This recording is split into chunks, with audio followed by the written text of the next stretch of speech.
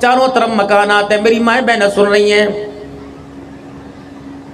جب تم کنگھی کرتی ہو، سر کے اندر کنگھی کرتی ہو، تیل لگا نہیں ہو کر کے بال برش میں اور کنگھی میں الجھ جاتے ہیں، جتنے بال تمہاری کنگھی کے دانتوں میں اور برش کے دانتوں کے اندر آئیں گے، اس کے لیے شریعت کیا کہتی ہے؟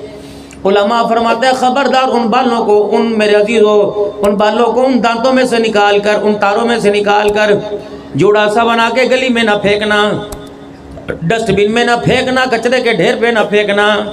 یا اللہ میں کیا کروں؟ نواب شاہ کے اندر تو مول لگا، پہلے میرے عزیزو اللہ اکبر مشینیں ٹھیک کرنے والے، کولر کی ربٹیں ٹھیک کرنے والے آتے تھے، اب تو میری بیٹیوں کی عزت سے کھلواڑ کرنے والے نظر آتے ہیں، دروازہ بجا بجا کے کہتے ہیں 15,000 روپے کلو بال بیچ دو، 15,000 روپے کلو بال بیچ دو۔ رب اکبر کی قسم ہے، جو حوا کی بیٹی اپنی عزت کا سودا کر کے جہیز بناوے گی، اس جہیز سے اس کے گھر میں سکون نہیں آئے گا، بلکہ اس جہیز سے خدا کی لعنت گھر کے اندر آئے گی۔ یہ تو اللہ نے اعضاء جسم کے حصے باڈی آف پارٹس بنائے، ان کا سودا کرنا حرام ہے، ان کے اندر تبدیلی کرنا حرام ہے۔ سن، بال میرے عزیزوں بیچنا تو دور کی بات ہے، یہ جو بھروٹے اپنی بھووں کو، یہ آئی برو جو بناتی ہو، خدا پاک کی قسم اس پر آسمان سے خدا کی لعنت برستی ہے۔ 3 حکم آئے ان بالوں کو جو کنگھی کے دانتوں کے اندر یوں الجھ الجھ کے اتر جاتے ہیں۔ فرمایا جس طرح یہ دیوار کے اندر سوراخ ہیں، ان بالوں کو اتنا باریک کر لے، ان دیواروں کے اندر سوراخوں میں سوڑ دے تاکہ کسی کی نظر نہ پڑے۔ اگر تیری دیوار پہ پلستر ہوا ہوا، سیمٹ ہوا ہوا، تو پھر ایسا کر تیرے گھر کے اندر کسی کونے کھانچے میں کچا فرش ہو، اپنی انگلیوں سے یوں کر کے فرش کھود کے وہ بالوں کو اس کے اندر دفنا دے۔ اگر فرش بھی کچا کوئی نہیں، دیوار میں سوراخ کوئی نہیں، تو چل باورچی خانے میں چلی جاؤ، ماچس اٹھا، تیلی ماچس کی جلا اور ان بالوں کو جلا دے۔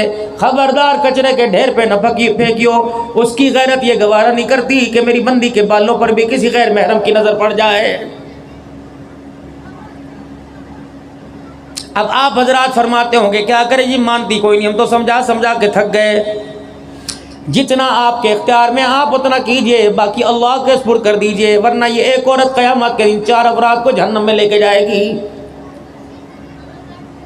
حضور صلی اللہ تعالی علیہ وسلم مسجد نبوی سے تشریف لائے اور اپنے حجر مبارک کی طرف جانے لگے۔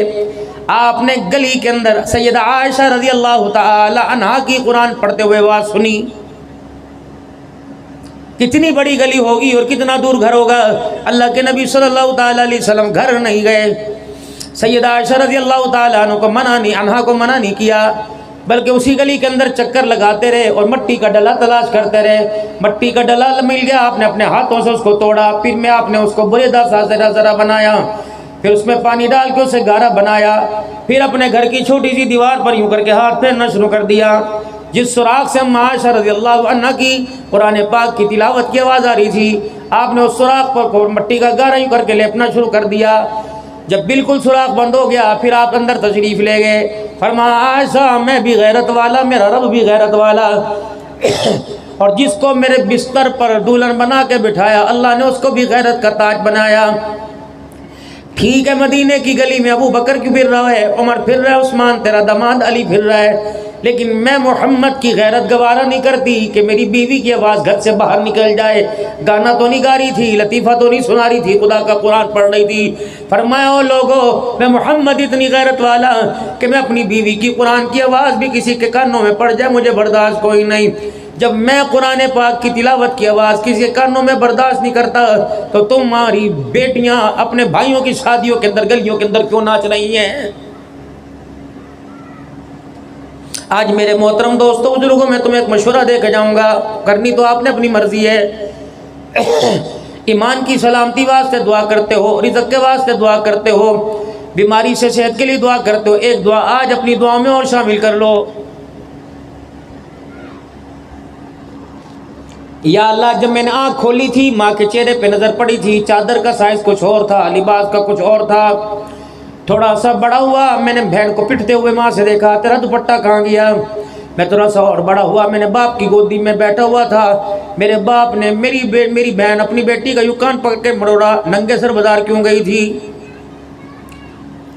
میں نے تو بچپن کے اندر وہ چنگم چکھی تھی جس چنگم کے اندر غیرت تھی، باپ کی آنکھ میں، ماں کی آنکھ میں۔ मामा भी, ताया भी, मासी भी, फुप्पी भी जब यूं करके छोटी सी बच्ची को देखा करते थे तो बहन को कर इसका दुपट्टा तो सर पे उड़ा दे। छोटी छोटी बच्चियां उम्र की कच्चियां कभी अपने पजामे को कभी अपनी सकाफ को सीधी करते स्कूल जाती थी। उस दौर के अंदर और आज के दौर के अंदर आपने लिबास का साइज देखा, रोजाना सुकड़ता जा रहा है, छोटा होता जा रहा है। पता नहीं मेरे अजीजों, हम किस मिट्टी के बने में गैरत ही नहीं आती। आज इस फकीर के साथ अल्लाह के दरबार में हाथ उठाओ कि या अल्लाह, जहाँ तक लिबास पहुँच गया अल्लाह उतना ही रहने दे, इससे ज़्यादा छोटा ना करना। पकड़ना मेरे दोस्तों, बुजुर्गों, माल का पहरा देने वालों, सोने चांदी का पहरा देने वालों, घर का, बन्नी का, ज़मीन का पहरा देने वालों, बच्चियों के किरदार का पहरा दो। जिम्मेदारी से अर्ज़ कर रहा हूँ, अल्लाह की इज़्ज़त की कसम, 2026 के अंदर जो लिबास नज़र आ रहा है, अगर इस पर हमने खुदा को रोके ना दिखाया तो 2040 के अंदर ये लिबास भी नज़र कोई नहीं आएगा। मुझे एक बात तो बताओ, ये छोटे छोटे बच्चे हैं, ये रोजाना कहते हैं अब्बू कपड़े कब आएंगे। बेटी भी बाप की गोद के अंदर चढ़ के कहती है अब्बू कपड़े कब आएंगे। चलो इसे तो थोड़ी बहुत समझ होगी, उस बच्ची ने तुम्हारा क्या बिगाड़ा था जिसने अभी ये भी नहीं सीखा था कि ये बाप है या माँ है, जिसके जुबान पर अब्बा अब्बा का, अम्मा अम्मा का बोल ही नहीं आया था, अल्लाह भी जिसने कोई नहीं कहा था, इतनी मासूम थी। अल्लाह अकबर। ये तो मेरे अजीज़ों लकड़ी को पकड़ के चूसने लग जाती थी, कड़वी चीज़ को मुंह में ले लेती थी। ये तो सांप को भी, बिच्छू को भी हाथ में पकड़ लेती थी। इसे दुनिया की नगर अलियों का पता ही कोई नहीं था। इसे बाजार का रास्ता किसने दिखाया? आपने दिखाया। इसके पापा तो जब घर आते हैं, या पापा की गोद में चढ़ के यूं करके दरवाजे की तरफ इशारा करती है। हाय बदनसीबो, ये अगर दरवाजे की तरफ इशारा कर सकती थी तो तू इसे कुरान की तरफ तो इशारा करना क्यों ना सिखाया, मुसल्ले की तरफ इशारा करना क्यों ना सिखाया, बुरके की तरफ इशारा करना क्यों ना सिखाया। ये तरबियत तेरी थी, ये तरबियत कुरान वाली नहीं थी। अब्बा जी गोदी में उठा के लेके गए, बाप को भी गैरत नहीं आई, कच्छियाँ पहना पहना कर अब्बा जान लेके गया, नंगी बच्चियों को बाजार लेके चला गया।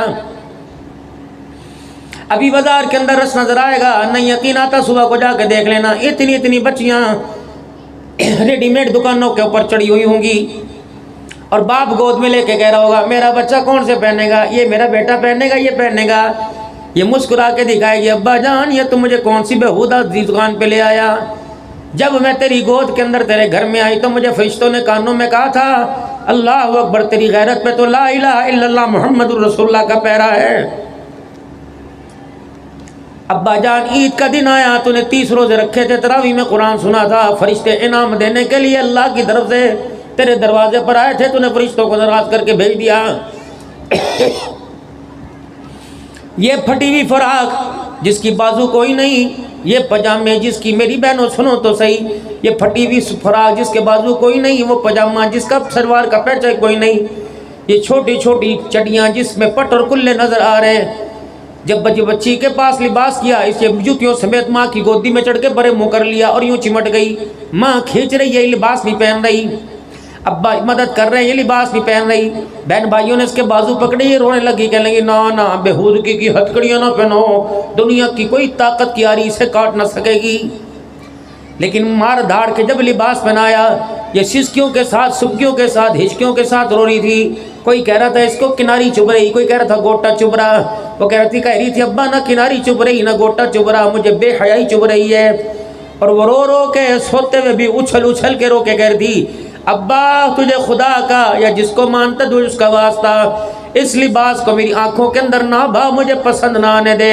अल्लाह की इज्जत की कसम है, अगर ये लिबास आज मुझे पसंद आ गया, आज मैंने पहना तुझे अच्छा नहीं लगा, कल अगर मुझे अच्छा 15 साल की उम्र में लगा, जब मैं नवाब शाह की गलियों में पहन के निकलूंगी, मैं तेरी गैरत का जनाजा ना निकाल दूं तो मुझे अपनी बेटी ना कहना। फिर तवीज़ भी मुझे बुरका नहीं पहना सकेंगे, मौलवियों की फूकें भी मुझे तो चिन्नी पड़वा के लाएगा, चने पड़वा के लाएगा, बड़े बड़े कुरान के तवीज़ लिखवा के लाएगा, मेरी गैरत पर कोई असर ही नहीं होगा। ईमानदारी से बताओ नवाब साहब के गयूर मुसलमानों, जब तुमने अपनी माँ के ऊपर लिबास देखा, बहन के फूफी दादी के भी लिबास देखा, आज उस लिबास की रौनक हमारे घरों में तो क्या हमारे शहरों से ही ख़त्म हो गई है। तुम्हारे अंदर कोई मर्द अपनी बहन को दुपट्टे चादर का कहने वाला, जब तुम ही नंगे बदन अपने घर के अंदर फिरते रहोगे तो इन बहनों के सर के ऊपर दुपट्टे कौन उड़ाएगा। ये चड्डे पहनना, یہ تنگ لباس یا ٹروزر کون سا مرض ہے؟ تمہیں نہیں پتا اتنا سخت ٹانگوں کے ساتھ یہ ٹروزر لگا ہوا، اس کا کپڑا لگا ہوا کہ حیا والے اعضاء اس کپڑے کے اندر محسوس ہو رہے۔ کیا تیری بہن کی نظر نہیں پڑتی، تیری ماں کی نظر نہیں پڑتی، تیری بیوی کی نظر چلو وہ تو جائز ہے، تیری پھپھی، تیری ماسی، تیری خالہ چھوٹے سے کمرے میں سے گزر کے جاتی ہیں۔ رب اکبر کی قسم ہے، پاکستان کا مطلب کیا، لا الہ الا اللہ کا نعرہ لگانے والا، تجھے کیوں شرم نہیں آ رہی ہے؟ ایسا لباس پہن جو جسم سے نہ ٹکرائے۔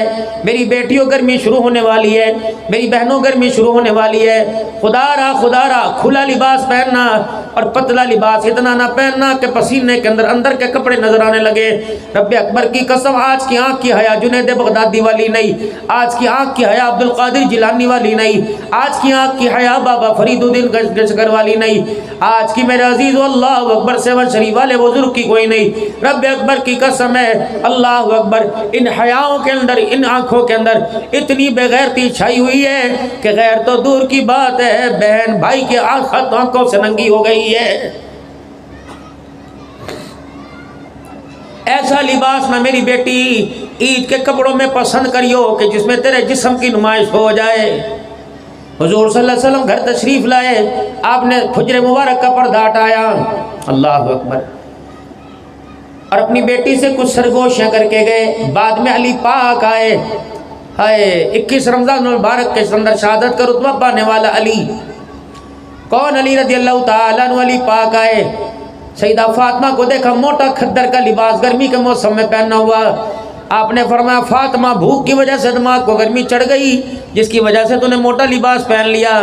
کیا علی، میرے ابے کی نبوت والی انگلیوں کی خوشبو تجھے پردے سے نظر نہیں آ رہی، محسوس نہیں ہو رہی؟ کہاں، کبھی میرے ابو آئے تھے اور پردہ ہٹا کے چلے گئے، ابھی میرے ابو آئے تھے پردہ پکڑ کے کھڑے ہو گئے اور کہہ رہے تھے فاطمہ جبرائیل میرے پاس ابھی آیا تھا اور کہہ رہا تھا جا اپنی بیٹیوں سے، بیویوں سے اور کائنات کی عورتوں سے کہہ دے اتنا باریک لباس نہ پہننا کہ جس لباس میں عورت کا جسم نظر آئے۔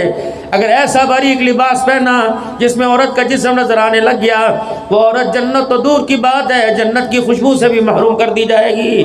علی جب اللہ کا حکم آیا میں اتنا ڈر گئی، میں نے گرمی کے موسم میں بھی سردی والا لباس پہن لیا ہے۔ تمہیں کس بیوقوف نے کہہ دیا کہ آنکھ پردہ تو حیا کا ہوتا ہے؟ تمہیں کس نے کہہ دیا کہ آنکھ کا پردہ ہوتا ہے؟ اور خدا پاک کی قسم ہے، جب کسی بیٹی کا رشتہ دیکھنے جاتے ہو بیٹے کے لیے، وہ برقع پہن کے بیٹھے گی، جسم تو نظر آ رہا، پیر کی جتی نظر آ رہی، کہیں گے بیٹی ذرا اپنا چہرہ تو دکھا دے، جب تک چہرہ نہیں دیکھو گے بہو کا فیصلہ نہیں کرو گے۔ اللہ اکبر۔ آؤ میں تمہیں ایک بہو بتاؤں، حضرت امام احمد بن حنبل رحمۃ اللہ تعالی علیہ، سن 2000 میں میرا بغداد کا سفر ہوا، 2023 میں بغداد کا سفر ہوا، حضرت پیر عبد القادر جیلانی رحمۃ اللہ تعالی علیہ، حضرت امام اعظم ابو حنیفہ رحمہ اللہ علیہ، حضرت امام احمد بن حنبل، ان اللہ والوں کی قبروں پہ جانے کی، درباروں پہ جانے کی حاضری نصیب ہوئی۔ کون احمد بن حنبل وقت کا امام ہے، مسلمانوں تمہارے 4 اماموں میں امام ہے۔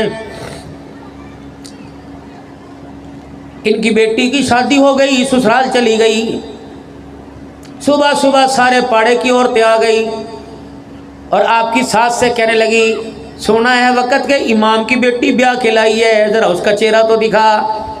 ساس صاحبہ نے بہو کا دروازہ کھٹکھٹا دیا، جی امی آٹا گندواوے گی، روٹی پکواوے گی، چولہا صاف کرائے گی، بیڑا دھلواوے گی، کہا نا بیٹی تو پہلی رات کی دلہن ہے، تیرے سے میں نے کام نہیں کرانے، یہ سارے پاڑے کی عورتیں آئی ہیں اور کہہ رہے امام کی بیٹی بہو بنا کے لائی ہے، کتنی خوبصورت ہوگی، اے میری بیٹی ذرا باہر آئیو، اپنا چہرہ تو دکھائیو۔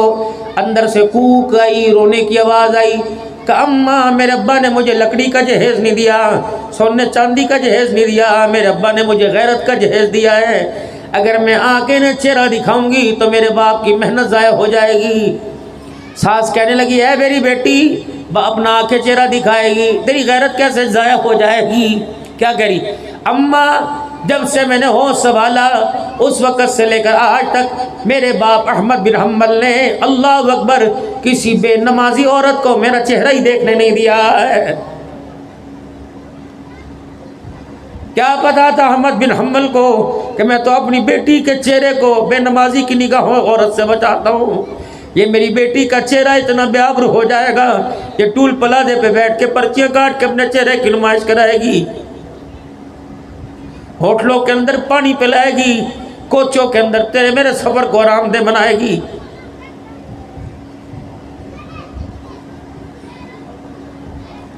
جس کوچ کے اندر عورت تیرے سفر کو آرام دہ بناوے اس کوچ میں بیٹھنا چھوڑ دے۔ اگر کسی مجبوری کی وجہ سے بیٹھ گیا، پیاس لگے دبا، زہر بہتر ہے پی لے، کسی غیر محرم کے ہاتھ کا پانی نہ پینا، ورنہ حضور صلی اللہ علیہ وسلم کے ہاتھوں سے اسے کوثر سے محروم کر دیا جائے گا۔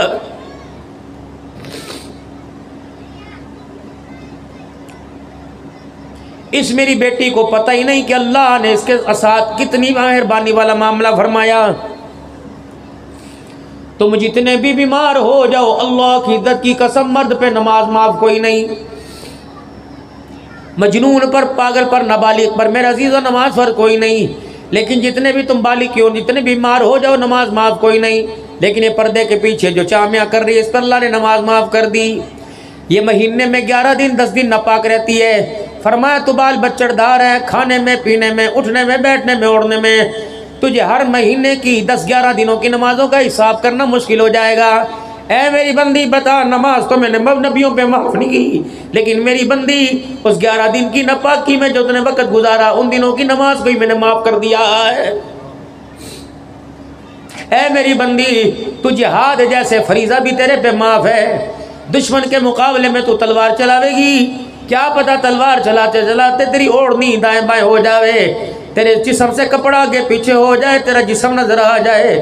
کفر و اسلام کی جنگ میں اللہ اتنا بھی میری غیرت گوارا نہیں کرتی کہ تیرے اترے ہوئے تیرے لباس کے اوپر، تیرے چہرے پر بھی کسی کی نظر پڑ جائے۔ عورتوں پر اللہ نے جہاد ہی معاف فرما دیا ہے۔ یا اللہ، اور مجھے کیا پیکج ملا؟ فرمایا اے میری بندی، حج کا فریضہ بھی تیرے میں معاف کر دیا۔ ہاں، اگر تیرے ساتھ محرم ہو، تیرا باپ ہو، تیرا بیٹا ہو، تیرا بھائی ہو، تیرا شوہر ہو، اور نواب شاہ سے لے کر مکہ مدینے تک آنے جانے میں ہر قسم کا کوئی خطرہ نہ ہو، پرامن رستہ ہو، تیرا مال جان محفوظ رہے، پھر تو حج کر سکتی ہے۔ اگر تیرا محرم ساتھ کوئی نہیں تو گھر کے اندر حج کے دنوں میں بیٹھ کر میرے دربار میں رو کے دکھا، جو عرفات کے اندر حاجی کو احرام میں ثواب عطا فرماؤں گا، میں گھر کی 4 دیواری میں غیرت کو بچاتے وہی ثواب تجھے عطا فرماؤں گا۔ میرے ذمے کیا کام ہے؟ عید کے کپڑے لانا کا نہیں ہے۔ میری بیٹی کبھی دودھ والی دکان پہ نظر آتی ہے، کبھی کبابوں والی دکان پہ کھڑی ہوئی، کبھی بجلی کے بل پلانے کے لیے کھڑی ہوئی، کبھی لائنوں میں لگ کے آٹا لینے کے لیے، کبھی سبزی۔ تمہیں شرم ہی نہیں آتی؟ تم کتنے بغیرت کیوں ہو گئے؟ ٹانگیں چوڑی کر کر کے تم میچ دیکھ رہے ہوتے ہو، تمہاری ماں دہی والی دکان پہ کٹورا لے کے کھڑی ہوتی ہے، ڈوب کے مر جاؤ۔ اللہ اکبر، رات کو 12 بجے سو رہے ہو، اس باپ پر تمہیں ترس کیوں نہیں آتا جو بازار کے اندر سبزی لینے گیا، 10 تھلوں پہ بیٹھ کے گیا؟ چاچا کیا بات ہے، میں تجھے سائیکل پہ چھوڑا ہوں، ہائے کتنے بد نصیب ہیں۔ محلے والوں کو تو ترس آ گیا، سگی اولاد کو ترس نہیں آ رہا ہے۔ پیسے دو، 5000 لوں گا، 10,000 لوں گا۔ انہوں نے کہا بیٹے 2 دن ٹھہر جا، 3000 رکھ لے۔ نہیں نہیں نہیں، کس کے لیے کماتا ہے؟ ارے میرے بچے، تجھے پتہ لگ جائے کس کے لیے اور کہاں کماتا ہے۔ جب تو سوتا ہوتا ہے تجھے نہیں پتہ ہے کس وقت پنچھی نکلتا ہے، کس وقت واپس آتا ہے۔ یہ 15 گھنٹے ریڈی کے اوپر، یہ نواب شاہ کی گرمی میں ایک پاؤں پہ کھڑا رہا، ایک پاؤں کے اوپر کھڑا رہا۔ یہ تو اتنا بد نصیب نکلا، جب اتنا تھک ہار کے آیا، اسے گھر کے افراد میں سے کسی نے پانی کا گلاس ہی نہیں پوچھا ہے۔ اس نے بلکہ سوتے جاگتوں سے کہا، اس نے روٹی کھا لی، اس نے کھا لی، اس نے کھا لی۔ گھر کے 10 افراد کا نام لے لے کے پوچھا، اس نے کھا لی، لیکن 10 میں سے اتنا بد نصیب نکلا کسی نے نہیں پوچھا باپ نے بھی کھائی ہے کہ نہیں کھائی ہے۔ جا اپنے باپ کو جا کے تلاش کر، کبھی تجھے 4تھی منزل پہ نظر آئے گا۔ جا اپنے باپ کو جا کے تلاش کر۔ کبھی میرے عزیزوں عام آدمیوں کی جھڑکیاں، چاچا تو کام نہیں کرتا، کل سے نہ آئیو۔ تجھے اپنے باپ کی تُنے قدر نہیں کی، دکان کے اوپر مالک کیسے قدر کرے گا؟ کبھی کولر بھر کے لا رہا ہے، کبھی پانی بھر کے لا رہا ہے، کبھی بچوں کے لیے میرے عزیزوں اسکول، کبھی سبزی لے کے جا رہا ہے۔ جی مالک، جی اچھا، جی اچھا۔ یہ اس کی عمر تھی، یہ تو گھر کے اندر بیٹھ کے کھانے کی عمر تھی۔ تجھے پتہ یہ کون ہے؟ جب یوں کر کے ہاتھ اٹھاتا ہے، اللہ فرماتے ہیں فرشتوں، نمازی ہے یا غیر نمازی، روزے دار ہے یا غیر روزے دار ہے، گناہگار ہے نیکوکار ہے، یہ معاملہ میرا اس کا ہے، لیکن خبردار اس کے بچوں کو کہنا اس پر انگلی نہ اٹھاؤ۔ جب باپ یوں کر کے ہاتھ اٹھاتا ہے اللہ فرماتا ہے فرشتوں اس کے ہاتھوں میں خالی ہاتھوں کو بھر دو اور جلدی جلدی اس کو ہاتھ نیچے کر لے۔ جب یوں کر کے ہاتھ اٹھاتا ہے اس کے خالی ہاتھوں کو دیکھ کر میری رحمت کو حیا آنے لگ جاتا ہے۔ رب اکبر کی قسم ہے، حدیث پاک میں آیا فرمایا کسی کی دعا کی گارنٹی کوئی نہیں، قبول ہو یا نہ ہو، جب باپ اپنی اولاد کے لیے ہاتھ اٹھاتا ہے اللہ اس کی دعا کو رد ہی نہیں فرماتا ہے۔ میلوں پہ جانے والوں، پیروں فقیروں کے جاؤ تمہاری مرضی، اللہ والوں کے پاس جاؤ، لیکن جسے ماں باپ پیر نظر نہیں آتے خدا پاک کی قسم دنیا کا کوئی پیر ان کے سامنے حیثیت نہیں رکھتا۔ سب سے بڑے پیر دھرتی کے اوپر ماں باپ ہیں، سب سے بڑے متقی ماں باپ ہیں۔ خبردار خبردار، اگر ماں باپ کا مقام نہ ہوتا تو ابو ہریرہ رضی اللہ عنہ تشریف لائے تھے اور آپ صلی اللہ علیہ وسلم کی خدمت میں بیٹھ کے رونے لگ گئے تھے۔ آپ نے فرمایا ابو ہریرہ کیا ہوا کہ یا رسول اللہ ماں ایسی بڑی بڑی گالیاں آپ کو دیتی ہے میرے سے برداشت نہیں، ایک بول زبان سے نکال دے کملی والے پھر ماں کا سر ادھر پڑا ہوگا۔ آپ نے فرمایا نہ ابو ہریرہ ماں کافرہ کیوں نہ ہو، ماں ماں ہے، مجھے گالیاں دیتی ہے نا، جب مجھے کچھ نہیں تو تجھے کیوں ہوتا ہے۔ ابو ہریرہ اللہ اکبر، جی آج تیری ماں کے واسطے دعا نہ کر دیں، ہاتھ نبوت کے اٹھے اللہم ہدی ہے اللہ ہدایت دے ام ابو ہریرہ، اللہ ابو ہریرہ کی ماں کو ہدایت عطا فرما۔ ابو ہریرہ کہتے ہیں میں نے عمیل کا حضور کے ہاتھوں کو نیچے آنے کا بھی انتظار نہ کیا، میں آپ کی مجلس سے اٹھا بھاگنا شروع کر دیا۔ ہر طرف آواز لگی ابو ہریرہ ٹھہر، میں نے کسی کی نہ سنی، میں گھر گیا اور میں نے جا کے دیکھا گھر کا دروازہ بند تھا، میں نے دروازہ بجایا، اندر سے آواز آئی کون؟ میں نے کہا ابو ہریرہ آیا ہے۔ کہا بیٹے ٹھہر جا انتظار کر میں غسل کر رہی ہوں۔ اللہ اکبر۔ کہ اماں دل کے اجالے میں اس وقت غسل کیسا؟ کہ میرا دل چاہا کہ آج تیرے نبی کا کلمہ پڑھوں۔ ابو ہریرہ کی چیخ نکلی کہ اماں تیری چاہت تجھے کلمہ نہیں پڑھا رہی بلکہ سونے نجبال محمد الرسول اللہ کی دعا تجھے کلمہ پڑھا رہی ہے۔ جب اماں غسل کر کے باہر آئی تو ابو ہریرہ رضی اللہ عنہ لے کے مسجد میں تشریف لائے۔ ہر کوئی کہنے لگا ابو ہریرہ کہاں بھاگا گیا تھا، نواز دینے پہ نہیں رکا۔ کہنے لگا حضور کے ہاتھ یوں کر کے اٹھے، میں گھر کی طرف دوڑا۔ کہ کیوں دوڑا؟ کہ میں دیکھنا چاہتا تھا میں گھر پہلے پہنچتا ہوں یا نبی کی دعا عرشوں پہ پہنچ جاتی ہے۔ ابو ہریرہ پھر کیا تجھے نتیجہ نکلا؟ کہ اللہ کی قسم میں گھر بعد میں پہنچا، محمد کی دعا عرشوں پہ پہلے پہنچ گئی۔ اللہ الدعاء مخ العبادہ، او لوگو دعا تو عبادت کا مغز ہے، مانگ لینا اللہ سے، اللہ تعالی ہماری حفاظت فرماوے۔ اور محترم دوستو بزرگو ہر وقت اللہ کی طرف متوجہ ہونا۔ آؤ اللہ کا ایک پیغام نبی کے ذریعہ آپ کو مجھے ملا، کون سا؟ وَأْمُرْ أَهْلَكَ بِالصَّلَاةِ وَاسْتَبِرْ عَلَيْهَا لَا نَسْأَلُكَ رِزْقًا۔ میرا محبوبہ اپنے کلمہ پڑھنے والوں سے کہہ دو اپنے بالغ کو، اپنے بچوں کو، اپنی بہن بھائیوں کو نماز کو حکم کریں۔ لا نسألک رزقا، روٹی کی پریشانی کوئی نہیں، روٹی کا فکر نہ کرنا، نحن نرزقک، روٹی میں دوں گا، والعاقبۃ للتقوی۔ یہ پیغام میرے عزیز ہر ایک تک پہنچا دو۔ او لوگو سجدے کرو، اللہ کے آگے جھکو، نماز پڑھو، رزق کا وعدہ اللہ نے کر رکھا ہے۔ ہم کتنے نامراد ہیں، کتنے بے وقوف ہیں، جس چیز کا وعدہ اللہ نے کیا اس کے لیے دھکے کھا رہے ہیں، اور جس چیز کا وعدہ اللہ نے کوئی نہیں کیا میرے عزیزو اس کا بھروسہ پیچھے والوں پہ چھوڑ کے جا رہے ہیں۔ کیا تیرے میرے اختیار ہیں؟ آخری بات کر کے جا رہا ہوں، کیا تیرے میرے اختیار ہیں؟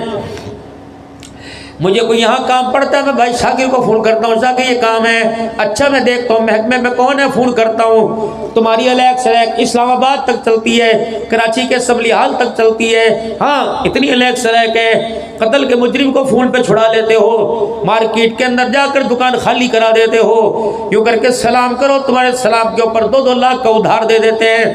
بینک کے اندر تمہارا چیک جائے، اکاؤنٹ میں پیسے نہ ہو، تمہارے چیک کو دیکھ کر بینک والوں کو حیا آتا ہے۔ اتنا سرور و سوکھ تمہارے پاس ہے، لیکن پھر بھی میرے عزیز ایک گندے پانی کی بوند آپ اور میں ہیں۔ معذرت کے ساتھ میرے سمیت کتنے سارے بیٹھے ہیں جو اپنی ماں کو، اپنے باپ کو، اپنے لاڈلے بیٹے کو، ایک جوان پتر ہیرو تھا جس نے باپ کی زبان سے جس کے جنازے نے کہلوا دیا کہ بیٹے تو نے میری کمر کو توڑ کے ہی رکھ دیا ہے، اختیار ہے نا، تھانے سے چھڑا سکتے ہو، جاؤ سارا وسیب لے جاؤ، سارے نواب شاہ والوں کو لے جاؤ، جس بیٹے کو اپنے ہاتھوں سے قبر میں اتار کے اس بیٹے کو واپس تو لا کے دکھاؤ، پیسہ لے جاؤ، دولت لے جاؤ، شہرت لے جاؤ، جب اندھیرے کوٹھڑے سے بیٹا نہیں لا سکتے تو میرے عزیزو جب سورج سوا نیزے پہ ہوگا تو خدا کے دربار میں جان کیسے چھڑاؤ گے؟ پکڑ ہوگی، جکڑ ہوگی۔ آج کسی کے پاس بھائی شاکر میرے عزیزو وسیم کسی کے پاس ٹائم ہی کوئی نہیں۔ بیوی تھپ تھپ روٹیاں پکا رہی ہے، شوہر نے اٹھا بیسن کے اوپر یوں کلی کی، منہ میں پان ڈالا، چابی پکڑی، یوں موٹر سائیکل مارا، وہ کہہ رہی روٹی پک گئی، ناشتہ کر جاؤ، روٹی پک، ٹھہر جا، آ رہا ہوں۔ اماں نے آواز یو میری تو سن جا، آ رہا ہوں۔ باپ دروازے تک آؤ، میری تو سن، آ رہا ہوں۔ چھوٹے بچے آدھا یونیفارم پہن کے باہر، بابا لو 100 روپے، آ رہا ہوں۔ کہاں جا رہا ہے یہ جنگلی آوارہ بھیڑیے کی طرح بھاگا جا رہا ہے، نہ کپڑوں کی نہ چہرے کی، بغیر منہ دھوئے جا رہا ہے، بغیر بیوی کو رات کو ملا، بغیر پاک ہوئے جا رہا ہے، دنیا کی دوڑنے سے تھکا دیا۔ دوست کہہ رہا ہے یار کتنے دن ہو گئے، پتہ نہیں کہاں شہر سے باہر گیا تھا، آ رہا ہوں۔ نہ دوستوں سے، نہ ماں سے، نہ باپ سے، نہ بھائی سے کوئی نہ روکا۔ اللہ نے کہا میں اسے روکوں گا۔ اللہ اسے کیسے روکے گا؟ اللہ نے فرمایا اسرائیل ذرا جانا، اس کے پیروں میں بیڑیاں ڈالنا۔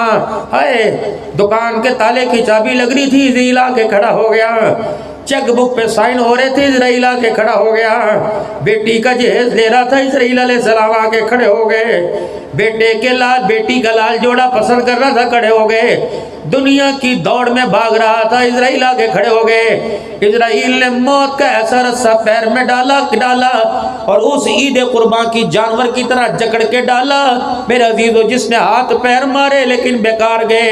ہائے، پھر میرے دوستو بزرگو، نہ اسپتال کام آیا، نہ پیسہ کام آیا، نہ مال کام آیا۔ بھائی وسیم مجھ سے بڑی بدنصیبی کیا نکلی، سن، جنازہ پڑا ہوا ہے، یار میت کب اٹھاؤ گے، مٹی کب کر دو گے؟ پنجاب سے مہمان آ رہے ہیں، موٹر وے بند ہے، دھند پڑی ہے، فلانی جگہ آ رہے ہیں۔ آئے مہمانوں کا بیٹی کے بیٹا باہر سے آئے، انتظار کیا، کتنا بد نصیب نکلا، بیٹی کے آنے کا انتظار کیا، حلال کا کفن پہنانے کا انتظار ہی کوئی نہیں کیا۔ مکان جن کے نام کر گیا، دکان جن کے نام کر گیا، نواب شاہ کی کروڑ روپے کی دکان نام کر گیا، یہ سارے بچے منڈی گیر کے نیچے بیٹھے ہیں، ان کی جیبوں کی باریکیوں میں 5-5 ہزار کے نوٹ چمک نظر آ رہے ہیں، ان کے وائلٹ کے اندر ATM نظر آ رہے ہیں، ان کی انگلیوں کے اندر گاڑیوں کے چھلے گھوم رہے ہیں۔ لیکن کتنا بد نصیب تھا، جب میں نے کہا بیٹے 2 بجے جنازہ، 11 بج گئے، غسل کا کیا کرنا ہے، کفن کا کیا کرنا ہے؟ کیا کہتا ہے، مامے سے پوچھ لو، چاچے سے پوچھ لو، تائے سے پوچھ لو۔ میں کتنا بد نصیب نکلا کہ نہ اپنے حلال کے پیسوں کا کفن ملا، نہ بچوں کے حلال کے پیسوں کا کفن ملا۔ جب میت کو یوں کر کے کپڑے میں لپیٹا، چادر مسجد سے آئی تھی جس پہ 6 کلمے لکھے ہوئے تھے، جس پہ ایمان مجمل ایمان مفصل لکھا ہوا تھا، جس پہ آیت الکرسی 4 سورتیں لکھی ہوئی تھی، اس چادر کے اندر لپیٹ کر مجھ کو عنبر کی دھونی دے کر جب قبر کے حوالے کیا، فرشتوں نے کہا بغیر تو تمہیں شرم نہیں آتی، اب تو دھوکہ نہ دو، اب تو دھوکہ نہ دو۔ میں نے کہا ہم نے اللہ کی قسم تمہیں کون سا دھوکہ دیا کہ شرم نہیں آتی؟ چادر تو وہ لپیٹ کے لائے جس کے اوپر پورا قرآن لکھا ہوا، اور چادر کے اندر وہ بد نصیب لے کے آئے جسے کلمہ بھی پڑھنا نہیں آتا ہے، یہ دھوکہ نہیں تو کیا ہے؟ آئے میرے محترم دوستو بزرگو، کوئی 40 قدم پہ دعا کر رہا ہے، کوئی مٹی ڈال کے گلی کر کے پھول نچھاور کر کے کر رہا ہے، 4 پوتوں 2 تینوں 2 ایک ہی کیوں نہ ہو۔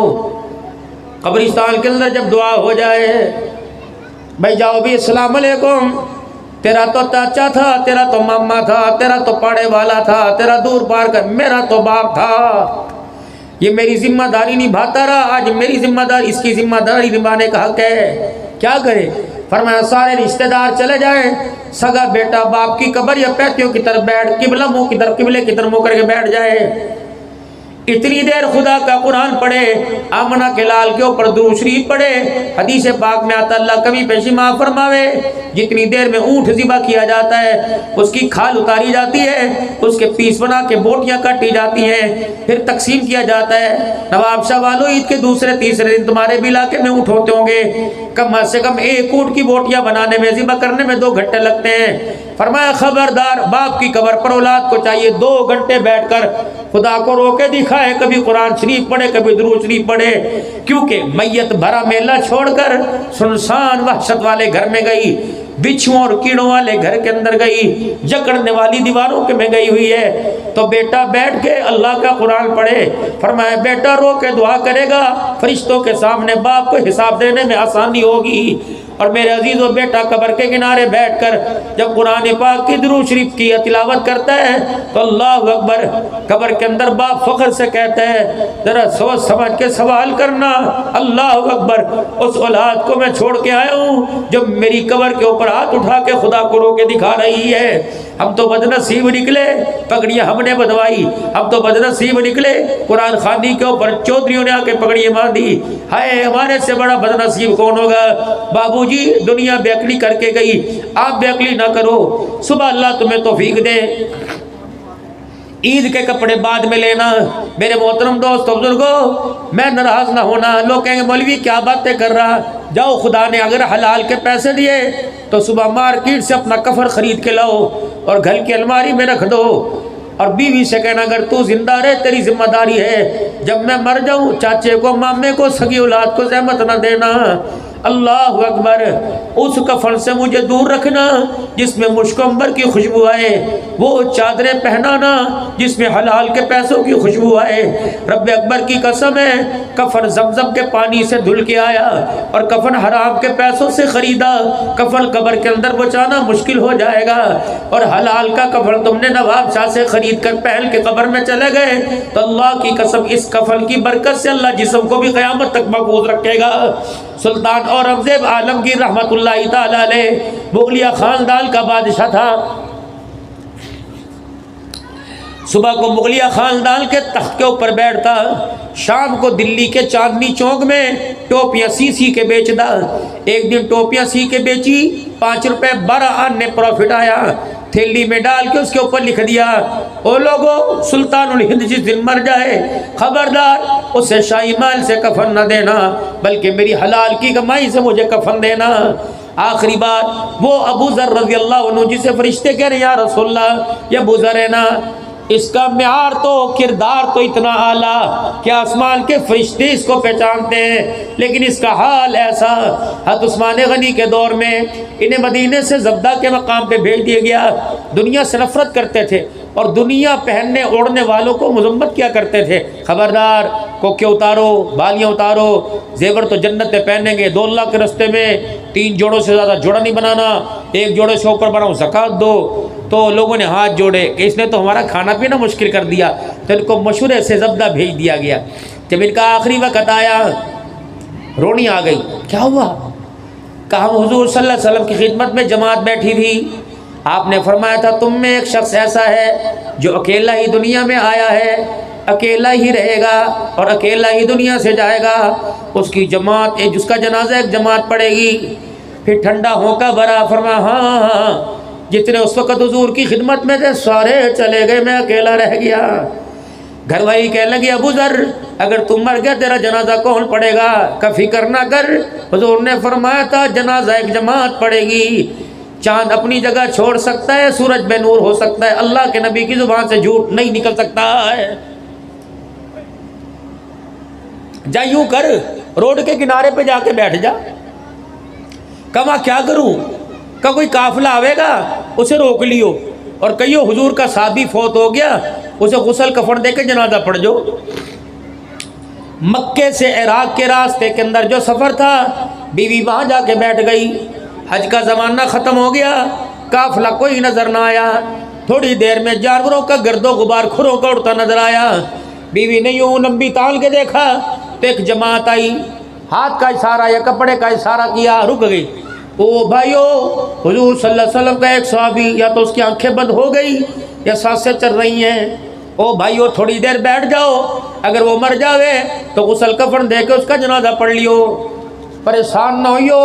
مرنے والا وصیت کر کے مرا کہ اگر کوئی جماعت جنازہ پڑھ کے کوئی جماعت آئے میرا جنازہ پڑھے اسے بھوکی نہ بھیجیو, اسے کھلا کے کھانا بھیجیو, میں نے تمہارے واسطے کھانا بھی تیار کیا ہوا. جب یہ بات ہوئی تو اس قافلے میں سے ایک اللہ کے بندے اٹھے, زاروں قطار رونے لگ گئے. کہنے لگے بی بی اس صحابی کا نام تو بتا. کہنے لگی اس کا نام ابو ذر ہے. کہا اللہ ابو ذر پہ رحم کرے, حضور نے سچی فرمایا تھا. کہنے لگی تے اسے جانے. کہا ہاں میرا نام عبداللہ بن مسعود ہے, میں وہ عبداللہ بن مسعود ہوں جو بدر کے میدان میں ابو جہل کی گردن جس نے کاٹی تھی. میں وہ عبداللہ بن مسعود ہوں جس نے حرم میں قرآن سنایا. ابو جہل نے پہلا تھپڑ میرے کان پہ مار کے کان کا پردہ پھاڑ دیا تھا. کہاں ہے میرا بھائی؟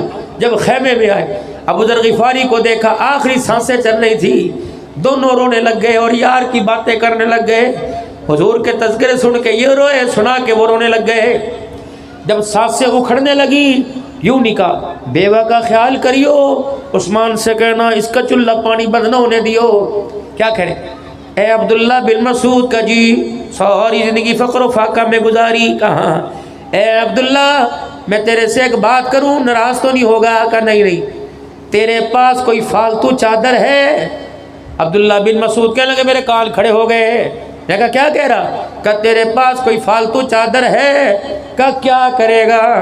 کہ عبداللہ جب میں مر جاؤں اگر تیرے پاس فالتو چادر ہے تو مجھے کفن کے طور پہ دے دینا, میرے پاس کفن کا کپڑا بھی کوئی نہیں.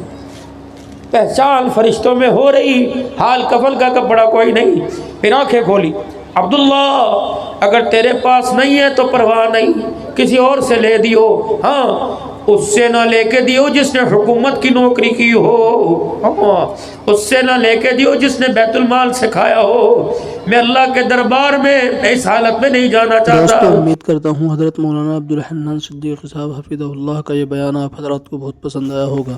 اگر بیان پسند آیا ہو ویڈیو کو شیئر کریں, چینل کو سبسکرائب کریں اور اللہ تبارک و تعالیٰ سے دعا کریں کہ اللہ تبارک و تعالیٰ ہم تمام کو حضرت مولانا عبدالحنان صدیقی صاحب حفظہ اللہ کی ان باتوں پر عمل کی توفیق عطا فرمائے, اور اللہ تبارک و تعالیٰ ہم تمام کے گھروں کی عورتوں کو بے پردگی سے بچائے, اور اللہ تبارک و تعالیٰ حضرت مولانا عبدالحنان صدیقی صاحب حفظہ اللہ کا سایہ ہم تمام کے سروں پر دائر قائم فرمائے. آمین.